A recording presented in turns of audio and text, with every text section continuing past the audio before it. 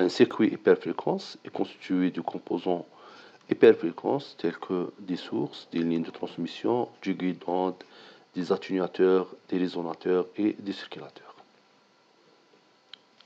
L'analyse d'un circuit consiste à relier les variables d'entrée et de sortie de chaque composant. Plusieurs jeux de paramètres, tels que les paramètres Z, Y ou H, etc., peuvent être utilisés pour relier les variables d'entrée et de sortie. Mais à des fréquences élevées, telles que les fréquences micro-ondes ou hyperfréquences, les paramètres S sont souvent utilisés pour analyser les circuits micro-ondes. Puisque les matrices Z, Y, H, etc. nécessitent la réalisation du court-circuit et circuit ouvert, comme nous le verrons plus tard. Ces situations sont très difficiles à réaliser en hyperfréquence, où le tronçon d'une ligne devient un élément du circuit, comme les autres éléments passifs, condensateurs, bobines et résistances, ainsi de suite. En plus, les courants et les tensions ne sont pas mesurables en hyperfréquence. Un quadripôle est un élément du circuit à 4 bornes, 2 entrées et 2 sorties, nommé port. V1 et 1, tension d'entrée et courant d'entrée.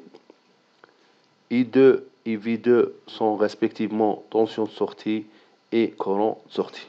On distingue deux types de quadripôles. Quadripôle passif, sans source de puissance auxiliaire, c'est-à-dire pas d'amplification. Deuxième type, c'est le quadripôle actif, c'est-à-dire avec source de puissance auxiliaire, c'est-à-dire avec amplification. Plusieurs jeux de paramètres peuvent être utilisés pour relier les variables d'entrée et de sortie. Par exemple, la matrice impédance, la matrice admittance, la matrice hybride et la matrice chaîne.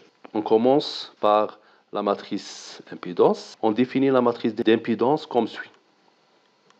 C'est-à-dire, on exprime les tensions en fonction du courant à l'intermédiaire du paramètre d'impédance Z. C'est-à-dire V1 égale à Z11 fois I1 plus Z12 fois I2.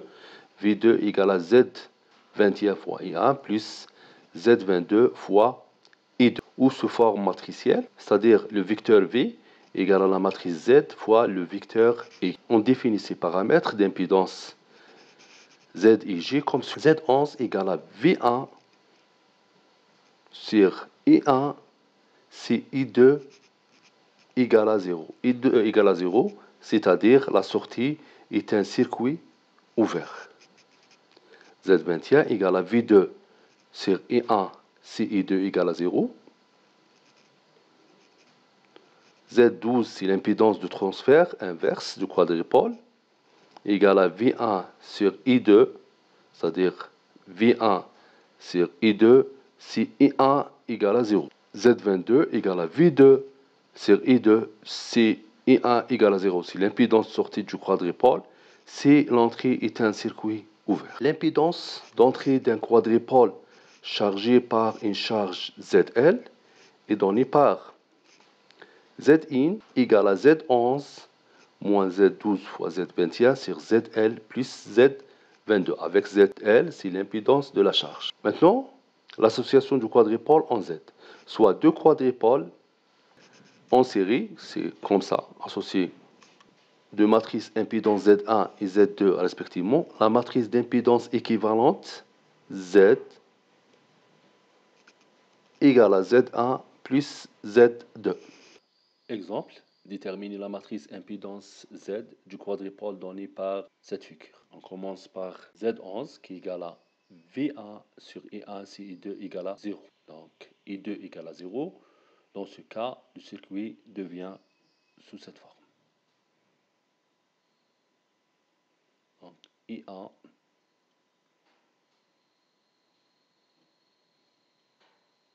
V1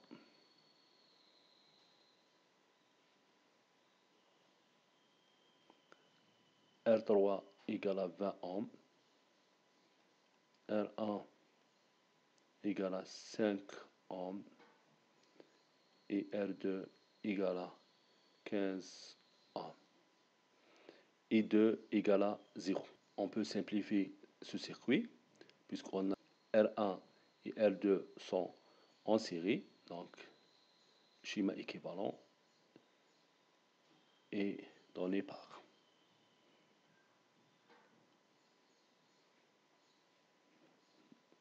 Alors ici, on a 20 ohms. R1 et R2 sont en série, donc la résistance équivalente est la somme des deux, donc égale à 20 ohms. On peut simplifier plus, puisque ces deux résistances sont en parallèle.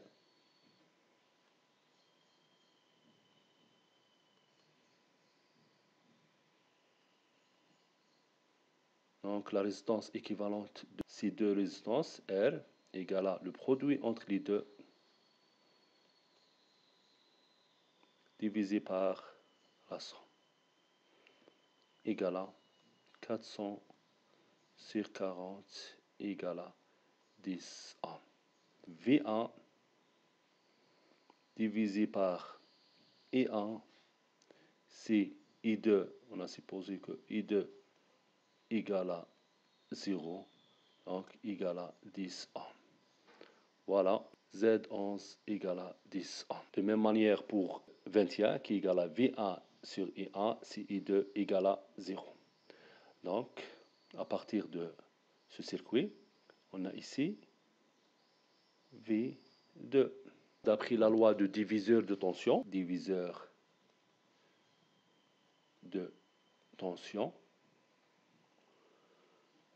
V2 égale à 15 sur 5 plus 15 fois V1 implique V2 égale à 15 sur 20 qui égale à 3 sur 4 V1. Donc, implique V1 égale à 4 sur 3 fois V2. On remplace cette équation dans l'équation ZV1 sur I1 égale à 10. On place V1 par 4 sur 3, V2 divisé par I1. Donc, égale à 10. Ceci implique que V2 sur I1 égale à 3 fois 10 divisé par 4 égale à 30 divisé par 4 égale à 7,5 ohms. V2 sur I1, c'est I2 égale à 0 égale à 7,5. Donc 7,5 ohms. De même manière, on trouve Z22 égale à 9,375 et S12 égale à 7,5. Matrice admittance. Pour cette matrice, les courants sont exprimés en fonction du tension par l'intermédiaire du paramètre admittance Y. On définit la matrice admittance comme suit. I1 égale à Y11 fois V1 plus Y12 fois V2. I2 égale à Y21 fois V1 plus Y22 fois V2. C'est-à-dire les courants sont exprimés en fonction de tension. Ou sous forme matricielle, I égale à la matrice Y fois V. On définit ces quatre paramètres admittance comme suit. Y11 égale à I1 sur V1 si V2 égale à 0. C'est l'admittance d'entrée si la sortie du quadripôle est un court-circuit. Y21 égale à I2 sur V1 si V2 égale à 0. C'est l'admittance de transfert du quadripôle si la sortie est un court-circuit. Y12 égale à I1 sur V2 si V1 égale à 0. C'est l'admittance de sortie du quadripôle si l'entrée est un court-circuit. Si l'entrée ici égale à un court-circuit. L'admittance d'entrée d'un quadripôle chargé par une charge YL est donnée par YIN égale à Y11 moins Y21 fois Y12 divisé par YL plus Y22. Association du quadripôle en Y, soit du quadripôle en parallèle. Voilà l'association en parallèle de matrices d'admittance Y1 et Y2, respectivement. La matrice d'admittance équivalente est la matrice Y qui est égale à Y1 plus Y2.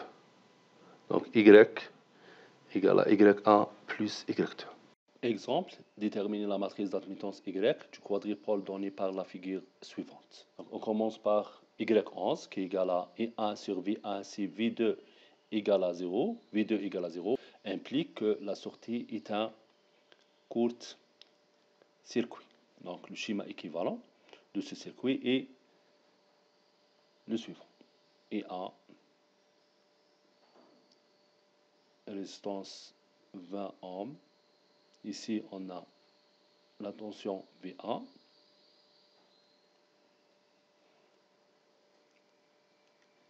Ohms et la résistance de 15 ohms.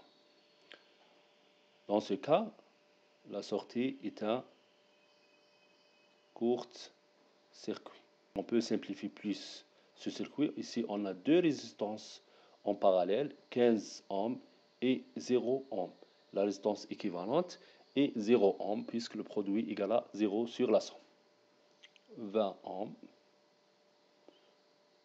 V1 et 1. 5 ohms et ici on a 0. On peut simplifier plus puisqu'on a deux résistances en parallèle.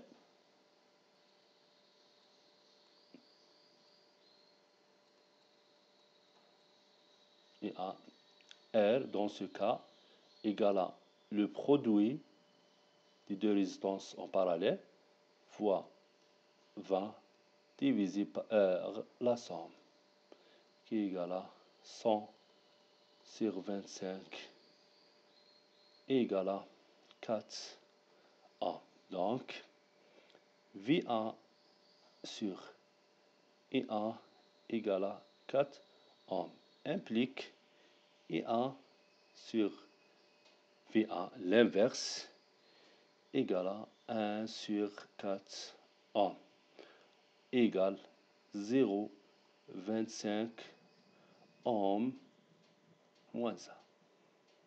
On peut remplacer l'unité en moins 1 par Siemens. Donc, I1 sur V1, c'est V2 égale à 0,25. On peut ici donc, mettre Y11 égale à 0,25 Siemens ou ohm moins 1. Pour Y21 qui est égal à I2 sur V1 si V2 égale à 0. Donc, on utilise ici la loi de diviseur de courant. Vous savez que la loi de diviseur de courant, donc si on a un courant qui se divise en deux, c'est-à-dire R1, R2, ici on a courant I1, ici I2 et le courant principal qui se divise I. Donc I2 égale à R1 sur R1 plus R2 fois I. Voilà la loi de diviseur de courant. On applique cette loi sur ce circuit. On obtient I2, c'est-à-dire moins I2, c'est le sens inverse. Moins I2 égale à R1, il y a 20 ohms sur 5 plus 20 fois IA, le courant principal qui se divise en deux. Donc, moins I2 égale à 20 sur 25 sur 4 sur 5. 4 sur 5 IA. Donc, IA égale à moins 5 sur 4 fois I2. On remplace cette expression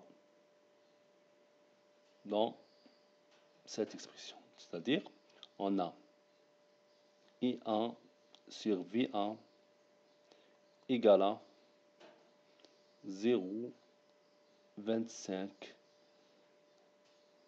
implique, on remplace I1 par moins 5 sur 4, donc moins 5 sur 4 I2 divisé par V1 égale à 0,25 implique I2 sur V1 égale à moins 4 fois 0,25 divisé par 5 égale à moins 1 sur 5 égale à moins 0,2. I2 sur I1, si V2 égale à 0,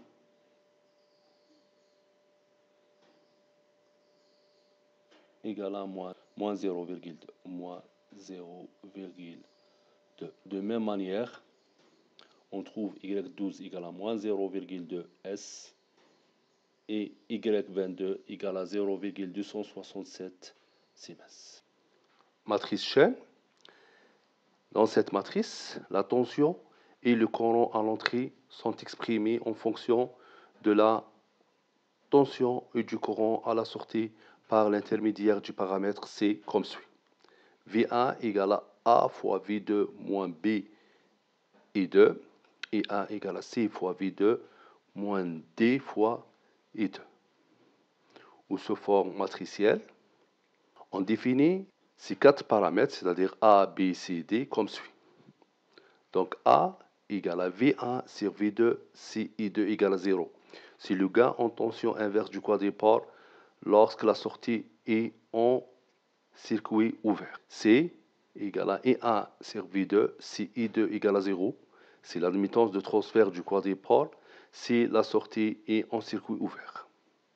B égale à moins V1 sur I2 si V2 égale à 0.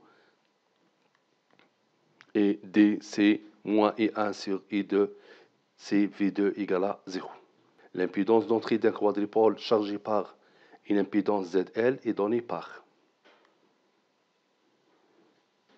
Donc Zin égale à A fois ZL plus B divisé par C fois ZL plus D. Association du quadripôle en chaîne, soit deux quadripoles associés en cascade. Voilà l'association en cascade de matrice chaîne. Donc la matrice chaîne équivalente est la matrice C qui est égale à C1 fois C2. Voici un exemple comment déterminer la matrice chaîne C du quadripôle donné par cette figure. On obtient A égale à V1 sur V2 si I2 égale à 0. On trouve A égale à 1,334, C égale à 0,133 Siemens ou ohm moins 1, B égale à 5 ohms et D égale à 1,25.